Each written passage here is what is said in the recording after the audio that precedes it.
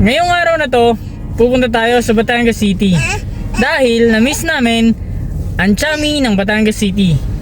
At para may pasyal na rin ng mga bata. Kaya guys, samahan nyo kami. Let's go! Kita nyo naman, hindi pa yan nakatingin sa camera. At ngayon nga, andito na tayo sa Batangas City. At tuwang-tuwa ang aking bunso. Laging gustong gumala.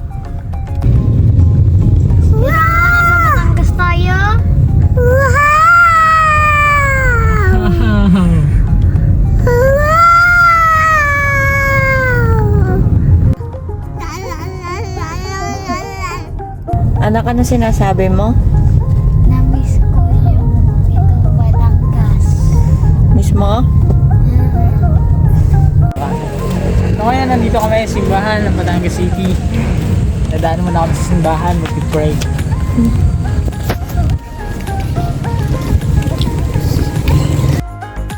Almost 1 year na rin nga simula nung huli kami nakapunta at nakapagsimba sa simbahang ito.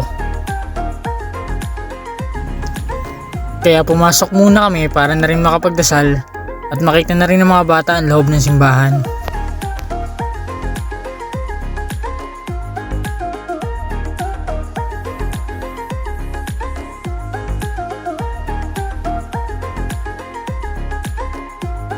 Paglabas nyo ng simbahan, makikita nyo ang Plaza Mabini.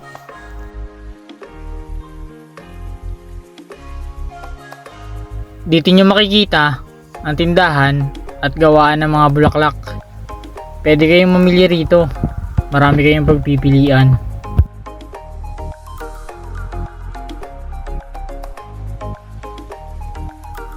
At paglabas nyo ng tindahan ng mga bulaklak, yan, nandyan na ang plaza. Medyo mainit nga lang ngayon kasi tanghali. Pero magandang tumambay dito pagdating ng mga pahapon na. So yun guys, ngayon pupunta na tayo sa Bocotots.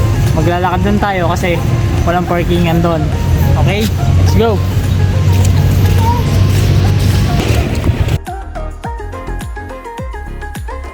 Mga 5 minutes walk lang simula sa plaza. Mararating nyo na ang paborito naming kainan ng chami dito sa Batangas City. At eto na nga, andito na tayo. Tara, pasok tayo sa loob.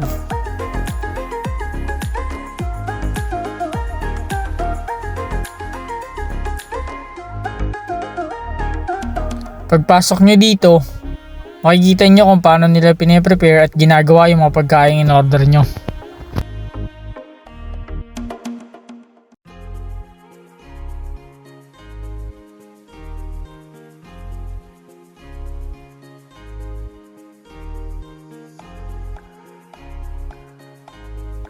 At yan, tinawag ng pangalan natin.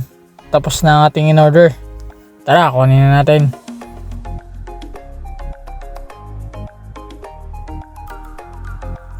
Yun oh, itsura pa lang nakakatakam na. Nakakamiss talaga to.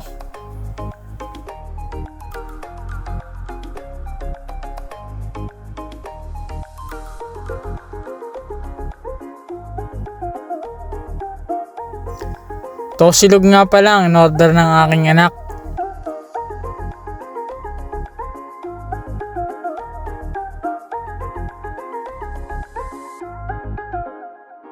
Yun daw kasi yung gusto niya. Yan din talaga yung paborito niya tuwing lalabas kami. Ang silog. Yun. Sarap na sarap din naman eh. Eto na. Simulan na natin ang timpla para may konting pampalasa.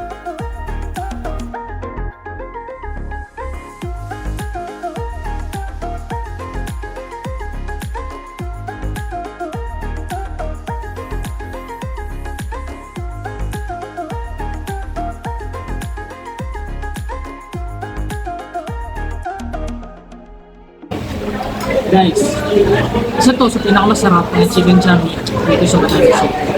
Yung tamis ang ham, grabe. Unang tingin ko dito, sobrang sarap. Ulit-ulit eh.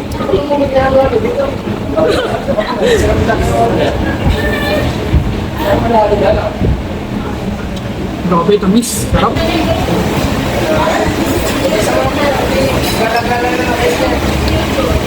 Grabe, sarap talaga. Tara guys, tignan nyo na to, subukan nyo.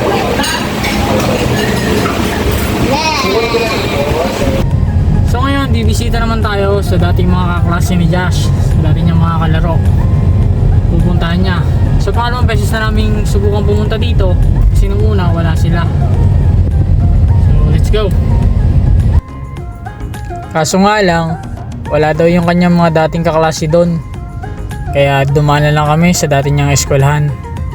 Na-miss niya rin to. Sobrang laki na rin kasi ng pinagbago. At pagkatapos, umuwi na kami. Maraming salamat sa panonood. Please follow our page for more videos. Thank you!